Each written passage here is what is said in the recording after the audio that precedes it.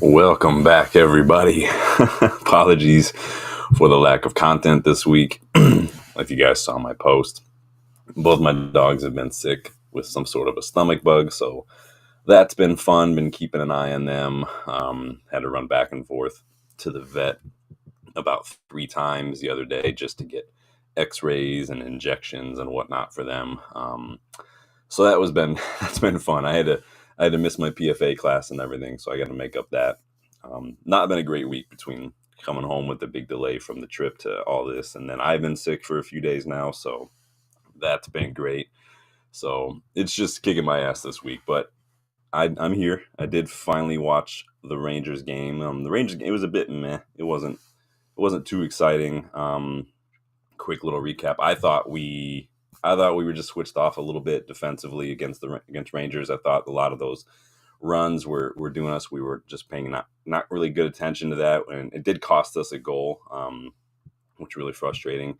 It was good to see Collier get the nod, get the start, but these players need to stop trying to dribble through like two or three opponents near our own box. Mazraoui does that all the time, and Collier did it against Rangers and lost possession. Um, it did take an OG from Jack Butland to give us our opener, but then obviously Bruno's winner was a moment of brilliance. Really good ball in, really good finish. Really good to see, and we love a late winner at Old Trafford. So good to see that. Get the win. Justin, how are you, my friend? Good to see you. I hope you're having a good morning, dude. I hope you're feeling better because I'm struggling this week. Thankfully, though, the dogs are feeling a little bit better. And even though I'm not feeling great, did want to make sure I stop by to get your thoughts ahead of this Fulham match because we have Fulham tomorrow. They're going to be looking for some revenge. We are going to catch up on a little bit of transfer news. So, and big up the under-18s for their 1-0 win over Wolves this morning, thanks to a goal from Kamasan. That makes it 11 wins in 11 matches for the U18s. They've scored 47 goals and only conceded 4. They are on fire. The future does look bright. So hit that like button, subscribe to the video if you are new. Let's get stuck in with a little bit of transfer news. Got a random transfer rumor this week coming out of Turkey. So this is coming from Turkish journalist Gökmen Özkan. He claims that newly appointed Besiktas manager Ole Gunnar Solskjaer, so in case you guys missed it, Ole Gunnar Solskjaer has been appointed as Besiktas manager. But apparently he wants Marcus Rashford to join him at Besiktas and will be personally involved in trying to get that deal done. I don't know where this rumor came from. Super, super random. I do not see this one happening, but we will see. Justin's still dead. Oh, man. Yeah, it's what happens with international travel sometimes, but yikes. From one winger to another, Anthony is doing his medical. He will be a new Real Betis player. He's joining them on loan for the remainder of the season. Now, according to Darmish Sheth with Sky, the conditions of this loan are actually pretty favorable for us. Real Betis are actually going to be paying a big chunk of his wages, 84%, including bonuses as well. So we could actually make a bit of money regarding the wages on Anthony's loan. Fabrizio Romano also reports that we've included a penalty clause in Anthony's loan. In case he doesn't play a certain number of games, we will get a little compensation for that. So it's about time we showed a bit of bollocks in the transfer market, even if it is just loaning out a player that we're ultimately going to take a big loss on. But still, you got to start somewhere, right? So big up that. It's every little step forward you got to celebrate, whether it's a tiptoe or a giant leap. You just got to celebrate it. Otherwise, it's just easy to get pessimistic. I like to see some of that with the Dorgu deal, that sticking to your line, putting down a hard line and sticking to it, because honestly, Dorgu's not worth what Lecce want. And if we were any other club besides United, that asking price would be like half. This is absolute nonsense what they're asking for Dorgu. Obviously it's January. Obviously it's late on the window. They're entitled, but he's not worth that much. Just go get Alvaro. Bring him home. Just bring him home. Literally less than half of what Lecce want for Dorgu. There was some news yesterday that Sfera Nypan was flying to Manchester ahead of a move to an unnamed Premier League club. I thought he was already kind of doing that. Didn't he do that in December, kind of making the rounds, visiting some clubs, checking out facilities, training grounds, and whatnot? This one's just really kind of gone quiet in the last few months. Obviously, we were linked with him early on. He's a huge United fan. We were linked with him again later on in the season, in the first half of the season. Nothing really has popped up since. I've read Arsenal interested, City are interested, Benfica, Dortmund, PSV Eindhoven. I've read it all. David Ornstein claims that City are not in form, so who knows? I have no clue where he's going. I love it to be United. I really do think he's a great player. He's still so young, but already looks very, very like talented, a huge potential there. It's anyone's guess. I do think that he would probably get more minutes here, maybe more at Dortmund as well. But for £10 million, I mean, it's worth a punt for sure. But you guys let me know if you read anything about Nypan, because I have not, but just that little bit of update. So we'll see what happens if anything comes up. Usually you guys know we get some news on those Mondays, so I'm sure by Monday we'll get all sorts of fun news. Moving on, Florian Plettenberg reported yesterday that United and Chelsea are considering a swap deal that sees Alejandro Garnacho join Chelsea and Christopher Nkunku join United. Now, nothing concrete yet, according to Plettenberg, but it was just one idea that was kind of thrown out there, I guess, in the discussions. I don't know what you guys think about that. Nkunku was one of the best in the world when he was at Leipzig before his move to Chelsea. He was unstoppable, but these injuries just won't go away. He's missed a lot. He's had like a cruciate injury. He's got some hamstring issues, some ankle injuries, some muscle fiber issues. Avoid these injury-prone players like the plague, whether it's your Mounts, your Nuno Mendes, your Afonso Davies. These guys, you just... Not only do I not trust the nature of these injuries, I don't trust our medical staff to properly diagnose, treat them. So we have to try to put ourselves in the best situation here. And unfortunately, signing injury-prone players is not the way to do that. Well, you guys let me know what you think of that possibility. Quick little snippet from a new City player. So again, nothing to do with United signing players. This is a player City have just signed, but I thought it was interesting, this little piece of information that came out, because this player could have been a United player instead of a City player had we made our move. So Abdulkadir Kushinov, the center back that I highlighted, remember a couple months ago, I did a video, and he was one of the center backs that I really, really liked. He recently joined Man City. But his agent revealed this week that he nearly joined United, and we were interested in him back in 2023, declaring that at the time when we were scouting him that he had the Manchester United DNA, apparently. Big, that's high praise. But his agent, though, claims that Erik ten Hag, who was a manager at the time, didn't feel he was ready to join a big team at the time. He would have been a teenager still, so I can somewhat see it. But it would have been nice to at least scout him, see the potential, get him in, and then let him be in and around the first team picture, maybe with the under 21s for a little bit, and at least have him, So Erik ten Hag's talent identification is a bit spotty. I'm trying to think of people that we've scouted, that we've signed under him that weren't former players. It's hard to come up with one. Malacia maybe, but so his talent ID is questionable at best. But thought that was interesting because this guy that City just bought, who you guys know I rate and I did a video on, really could have been a United player, and it's really too bad we missed that one. But time will tell. I felt the same about Joshua Gvardiol, and he's been absolute dog shit defensively since he joined City. The guy is a defensive liability. Just errors leading to goal, getting absolute done. He's done by these long balls way too easily. Not a good defender, in my opinion. But maybe if he had a haircut that people copied, maybe he'd be worth the price. I don't know. We'll see. In youngster transfer news, so a little bit of youngster news, we reportedly made contact with Arsenal regarding 18-year-old defender Aiden Heaven, and that's coming from Fabrizio Romano. He claims we're leading the race, but both Barcelona and Eintracht Frankfurt have also made approaches, and then Arsenal have also tried to get him down to a new deal. He's left-footed defender, like I said, made his first team debut in the Carabao Cup this year. Potential aside with Aiden Heaven, right? The fact that his contract is up this summer, so he's only got like 6 months left on his deal, is a big appeal for interested clubs, especially clubs who are struggling financially, like United, like Barcelona, who need to really keep an eye out for these absolute steals on the market. Let me know if you're familiar with this kid. I'm not super familiar with this kid, just like I wasn't familiar with Lucele, wasn't familiar with Obi Martin. I'm somewhat familiar with our academy. I'm definitely not familiar with other clubs' academies. So if you guys are, let me know. Continue with some youngster news. So we have loaned out Ethan Wheatley to Walsall for the rest of the season. So they play in League Two.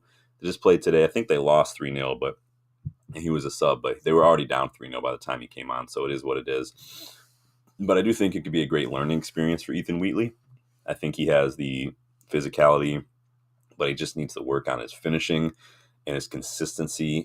Even when he played a little bit for us under Ten Hag, just that finishing. And even if you watch him at the academy level, just the finishing can be very, very hit or miss. I'd like to see a little bit more technique, a little bit more consistency there, which will come. He's young, but some time around some men's football, especially down in League Two, could be really good for him because that'll teach him that physicality too. If you can survive down there against grown men playing on muddy, cold, crowded pitches, you can make it nearly anywhere. So good luck to him. And also Jack Kingdon, a defender from the academy, has joined Rochdale on loan for the remainder of the season. I think they are in the Northern League, if I remember correctly. So a couple youngsters going out to get some minutes down in the lower leagues. Could be good for them. We already seen Ennis. I know Ennis started today for Doncaster, so see how that goes. I haven't checked the score on that, but he did start today. So that's the bit of the news. Not much going on this weekend, but let's jump into this match. I'm going to check that Rochdale match while we're at it. Or Ennis. Let's look up Ennis, shall we? Hit that like button for me if you guys haven't yet. Subscribe if you are new. We are on the road to 3K. We did get to 2K very, very quickly. Apologies if I sound super tired today. If I'm talking slowly, I'm just a little sick.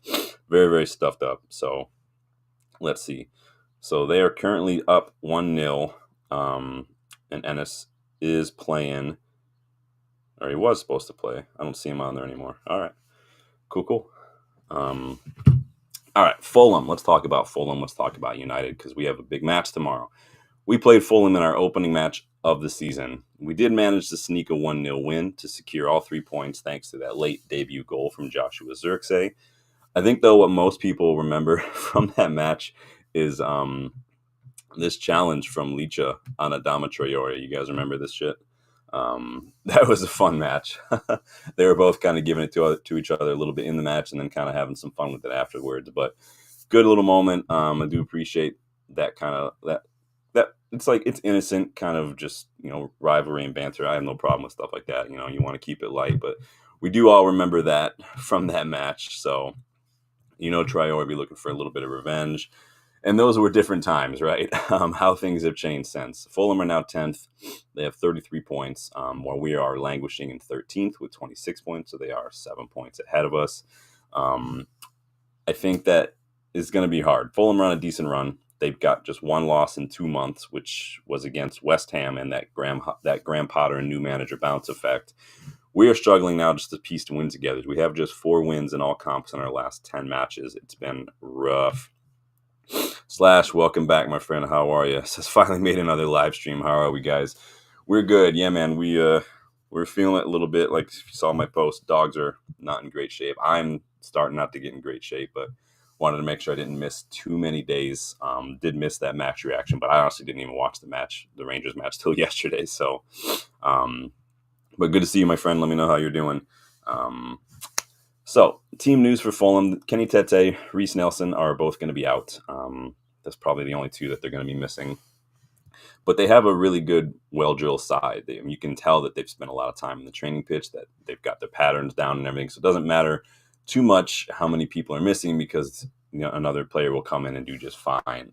They're capable of bloodying a few noses of big clubs. They've already taken points off Chelsea, Liverpool, Arsenal, and Newcastle. They play what looks like a little bit of a 4-2-3-1 on paper because I don't think Sky or BBC or whoever, NBC, knows how to put different formations. But it's like a 5-4-1, and it's almost, you could call it like a 4-1-4-1 if you want to. But Marco Silva likes his fullbacks to get forward. He likes to create a lot of overloads in these wide areas. He likes a lot of movement in and around those wide areas, a lot of good passes. And you see guys like Iwobi and whatnot getting really involved, causing a lot of problems, a lot of movement, and then a lot of balls into the box. And they're pretty good at it too. They lead the league right now, Fulham, in accurate crosses per match, thanks largely to Anthony Robinson, their left back that we've been linked to in the last 6 months or so. He's got 9 assists this season. He's 3rd in the league right now for assists. So he's pretty accurate at putting those balls into the area. We have to be live to that. We do struggle sometimes with standing off of these players and giving them too much time to pick things out. It happened against Brighton. It's happened time and time again. Whoever's playing in a wingback role needs to not give these players space and time to put a ball into the box, because it's costing us. And it will against Fulham, because they're among the best in the league for it. Both Alex Iwobi and Raul Jimenez are also getting involved in the goals. They have 8 and 7 each, respectively. So we have to be careful that, Iwobi likes to get on a lot of things, like a lot of movement. And Jimenez is just a straight up poacher, just an old school number 9. So he can cause us some problems. Pushing those fullbacks forward like Marco Silva does, it also means our opposition, our wingers, could be forced and pressed a little deeper. We're not going to be able to maybe get out of our own area. And then we have to watch out for, too, is that Iwobi, and when Adama Traore plays especially, they're taking up more of that wing-back role, but they also, kind of a little like what Ten Hag was having us do, is they kind of move a little centrally to mark out some of the our midfielders as well, making it very difficult to pick passes. They're really, really good at that. This could be a problem for us if we don't move the ball quickly, if we don't move it accurately, since our strikers already tend to find themselves isolated. If we struggle to beat that press to get out of those numbers, it's going to be a long day for us. Chelsea made the mistake of being very sloppy on the ball against Fulham, which cost them at the end of the day. But that's also something that's cost us a few times, too. We've been a little too sloppy. Like I said, Collier nearly cost us the other day. Mazraoui tends to have problems. Dallo sometimes holds on to the ball a little too much in his own area and can lose possession, or just play a bad pass. So we need to be careful. We need to stop making these very sloppy mistakes, because it's going to kill us. And we're just not great on the ball right now, so it doesn't help. I think, though, that we can exploit the high fullback situation, but we need to get forward. We need to move the ball quick. I'd like to see us stop playing our strikers as hold-up attackers. Like, that's not their game. Xerxes a little better at it than Højlund, but he's a little older, probably a little bit more used to the build. He's had to build for a little bit longer.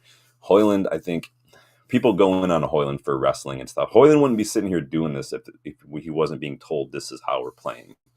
I just don't think it's the right way to use Højlund. I said it under Ten Hag when we did the same thing. Like, I get it. He's a big guy. You'd think, okay, he should be strong, but he's also a kid. It doesn't matter how big you are.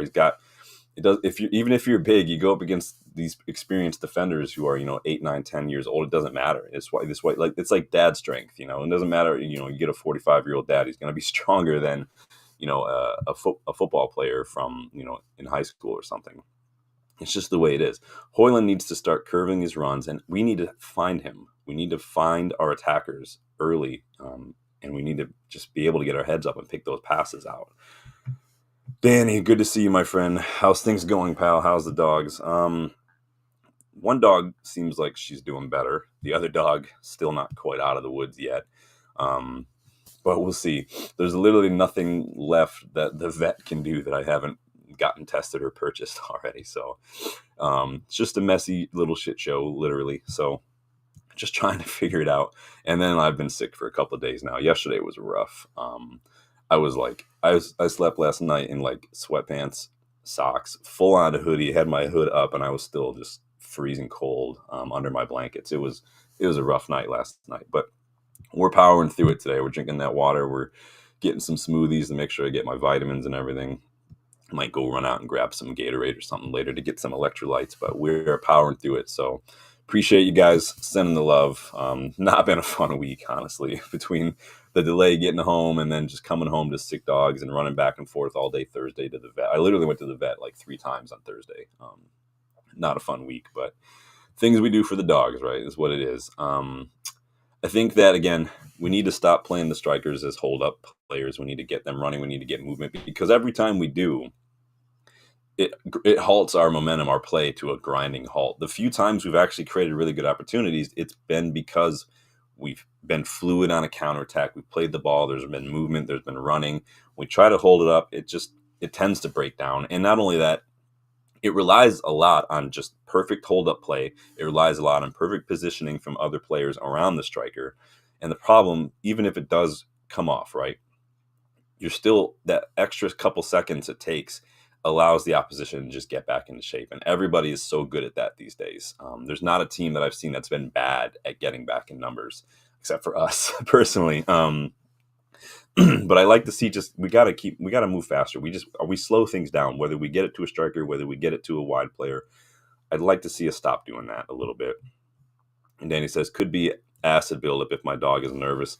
thinks I'm leaving for work. Her stomach gets really bad. Famotidine, I don't know what that means. Yeah, the vet the vet seems to think they picked up some sort of virus, which initially, Danny, we thought it was anxiety because my one dog doesn't like when I'm gone. So I was gone all week, and then my wife had to run out for a couple hours, and we initially thought that maybe that did it, but we think because the one dog got sick the Monday, and then the other dog started getting sick a few days later, we think that they just picked up something maybe over the last weekend from outside, and the one dog gave it to the other dog or something, but doesn't seem to be too bad. Nothing sinister in any X-rays or anything, so no blockage, just stomach bug. So we're trying to manage those symptoms and get them healthy again. But I know you got a dog, man. I know you love your dogs, so I will look it up, man. I will see what I can do. I'll have to look at it because our dogs do have sensitive stomachs when it comes to certain meds, so we're very finicky with what we give them. They're on some probiotics right now. They're on some stuff to keep them from throwing up, and then they're on some stuff to kind of get rid of harmful bacteria in their stomach. So they're on all sorts of pills right now. But I appreciate the advice, man. I will look that up and see what that is. As far as United's team news goes, so Mazraoui missed the Rangers game. A little bit of a precaution after he's picked up a knock against Brighton. We all picked up a knock against Brighton, honestly. I think Justin and I are still feeling it. Being there in the stadium, like, it's going to make me sound elitist. I'm not trying to sound elitist. It's just I'm highlighting the difference. When you're watching it at home, you don't really get the collective, like, just downhearted atmosphere that you feel.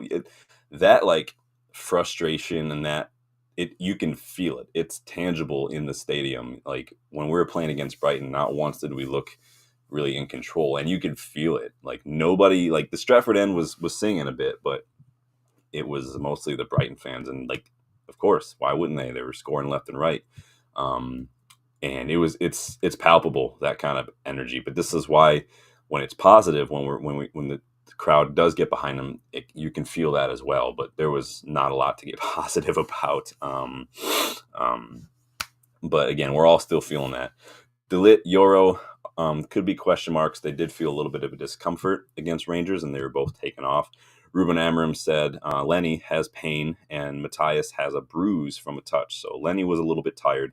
He's playing more in this moment, so we have to be really careful, and we will see. So question marks over that. Lindelof's been back in training, but I doubt he might be risked. Maguire obviously came on and did really, really well, I thought, against Rangers.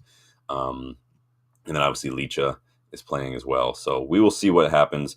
Ugarte, Mainu were also subs on Thursday, so I could imagine maybe they would start this one. That's likely, if Mainu continues to develop and we get that new contract, that could be our midfield for the next several years. I think with more development, Mainu could be very, very good. And it does seem like Toby Collier is officially third choice midfielder now, ahead of maybe even a fit Eriksson. I know Eriksson started the other day as well, but definitely ahead of Casemiro. I do like what I see. He'll make mistakes, like I said, trying to dribble through a couple players the other day and losing the ball. That's a mistake, but he'll learn from that, hopefully. And the difference is whether or not youngsters learn from those kind of things and make those changes. I've been very critical over the years of Marcus Rashford, who has not, in 10 years of being a professional footballer, has not ironed out a couple of those kind of poor decisions in his game. So it's an example to set there. Danny says, Collier deserves praise, done well again. Yeah, I like Collier a lot. I know I focus on the one mistake, mostly because I've seen it from a couple of our players, and so I see it more as a squad-wide mistake. But yeah, I thought he played well. His touch is very, very good. There was a moment, I'm trying to remember, where he was kind of in midfield. He got the ball, but he was kind of playing a little bit of keepy uppies with himself and made some space and then passed it back. Like, he's very good in those areas. He's really good at one touch, moving, getting the ball around. I think he could be very good for us in that regard. He doesn't need to take 1,000 touches to make a pass or to create space. So I think he's very good. I'd like to see what he can do with some more minutes. So Danny says, you can see he wants to make the line-breaking pass, but he's hesitant and plays safe. I think that could be a squad, like a tactical thing, because you can see that from a lot of our players. It doesn't happen too often. And we saw it under Ten Hag. And I think, Danny, this is part of, I think, the analytical side of the game, the modern game, bleeding in. Because I'll watch the game with, like, Justin, and we're watching it, and he'll get the ball in like just outside the box, and he'll be like, shoot. And in like 10 years ago, a lot of us would have thought that, but nowadays you just don't see it anymore, right? You just don't see a lot of those risky shots, those long range passes, because I think managers and their analytics departments are like, no, it's actually a very, very low percentage. You want to do this. It's same with building off in the back. Statistically, it's building off in the back is supposed to be better in terms of possession. You have to really have good players for that. And so I think there's a part of that gets overlooked. So, Danny says confidence he plays him. Yeah, I like Collier a lot. It's going to be questionable whether or not he starts this one, but we'll see. I think that you could pick any two of Mainu, Ugarte, and Mainu or Collier, and you can have a pretty good little midfield pivot going on. But I want to know what you guys would do. How would you guys line up against this one? I have mine. Let me put mine on the screen. But let me know your starting 11. Hit that like button if you haven't yet. Subscribe if you're new. I know it's been a couple days, but like I said, just busy. But I'm glad to be back doing this. So here's how I'm going to line up based on just who's fit and what's going on. Pretty much, standard. I think that we've seen a lot from Maguire. Maguire has shown me enough. I know a lot of you are I'm probably going to see a lot of Bindier shouts in the chat because Bindier played again, obviously, against Rangers. Did really well, I thought. But I want to know if you guys think it's an honest battle between Bindier and Onana right now for that number one spot, because Bindier has come in and kind of made a name. Obviously, I think people have too easily forgotten the shaky matches he's had until recently. Danny says, same as Rangers, but Rasmussen and Maz and drop Dallo. Yeah, we had didn't Ahmad play in the wingback against Rangers the other day? I'm trying to remember. I watched it really early yesterday, so I can't remember off the top of my head. Let me go look that up real quick. Yeah, so it was Ahmad, Dallo, and then Garnacho started. Garnacho, obviously, he looked lively. I just didn't think. He doesn't look comfortable in that 10 role, Garnacho, which I think for me is a big part of why he can move on. Danny says Ugarte Mainu in the middle. Yep, that's who I have. Danny's putting Ahmad as the wingback. I think it's hard because Ahmad is so good at wingback, and then he's been good as the 10 recently. I think he's better at the wingback than Dallo, and I think he's better at the 10 than Garnacho. So it's like, where do I think he might be better? It's a frustrating problem to have. Danny says we cannot progress the ball. We're absolutely no threat without him there. Yeah, a lot of good shouts here. I think that, yeah, it's hard to pick one. The midfield, I definitely think I'm sticking with. I do think Højlund is better than Xerxes personally, but he just needs to get some goals, and he needs to finish his chances when he gets them. Dallo, it's just because Dallo, he started on the left, and I think that's probably where he's going to be from now on, unfortunately.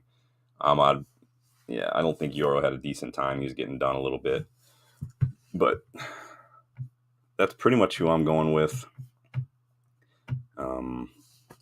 What are your score predictions for this one? Let me know what you guys think is going to happen here. Danny says Garnacho in the 10 or Mainu 10 and play Collier. People have been calling for Mainu to play the 10 for a while now. Even last year they were calling for him to play in a 10. Even when Bruno was here and we only play with 1 10, now we have 2, and of course those shouts are going to increase. My thing is I've never seen him play in the 10, and so in Amorim's system, those 10s don't tend to play a little deeper. They do tend to get a little wider at times.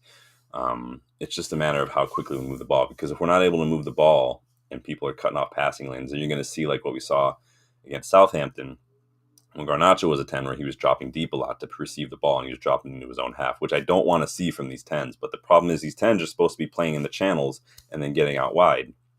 But we're not playing that way because nobody's progressing the ball.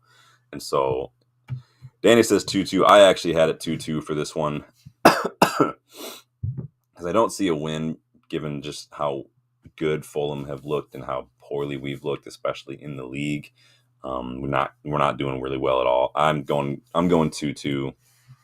We know Traore will be looking for revenge against Licha, so that'll be a fun little battle to keep an eye on. we need goals. We're struggling to score goals right now. We're relying on OGs from Butland. We're relying on Bruno, like, to come up with a moment.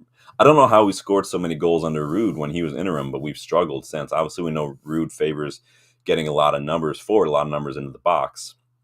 And we take a half a year just to get the ball forward. But are we just too slow when building up, too cautious when we're trying to play a ball forward? Are we just too sloppy in possession? Are we just not good enough overall? Doesn't really matter. We don't start picking up points and putting together a few back-to-back wins in the league, the rest of the season is going to feel like an eternity. It's not going to be fun because we're not winning the Europa League. That's not going to happen. The FA Cup is even a big ask. I haven't even looked at all the teams that are left in there yet, but it's not going to be fun. But I'm calling a 2-2 draw on the road at Craven Cottage. Want to see what some of the other matches are scoring right now. So Bournemouth up 3-0. Forest are getting spanked. Yeah. How did we? Brighton down 1-0 to Everton, and yet they beat us. Liverpool obviously just smacking Ipswich around. Newcastle up against Southampton. Arsenal Wolves still 0-0. Arsenal have had a man sent off, and then City play Chelsea in an hour. So that'll be interesting. But let me know what you guys are predicting. Let me know who you guys like to see in the starting 11, and get your reactions to some of the latest and greatest transfer news that we discussed. Because as you can see, my voice is reaching the end of its lifespan today after talking for about a half hour. So I'm going to leave it there. I'm going to leave a comment. I'll get back to it. Of course, you guys know I always do. Like the video, subscribe if you're new. Hopefully I'll be feeling a little better. Hopefully these dogs will be feeling a little better. I'll be able to get some time to come do this. I do have to make up my PFA class that I had to cancel Thursday because I was at the vet all day, and then I've got to get back to work on that project and stuff. And then I've got to start getting back to cleaning my house because it's been just a shambles right now with dog stuff. But appreciate you guys for stopping by. Shorter video today, but I wanted to make sure I stopped by at least. Good to see everybody. Good to see Danny / Justin, of course. But that's it. Hopefully we come back to, let's see, maybe Monday to talk about a win and then get to celebrate that. But yeah, Danny, I will look into that famotidine. Hopefully, if I can get that over the counter or something, I'll definitely look at it. But it's good to see you guys. Apologies for my voice going. Apologies for the short video. But you guys know I'm sick. So see you guys later. Thank you for stopping by. Later.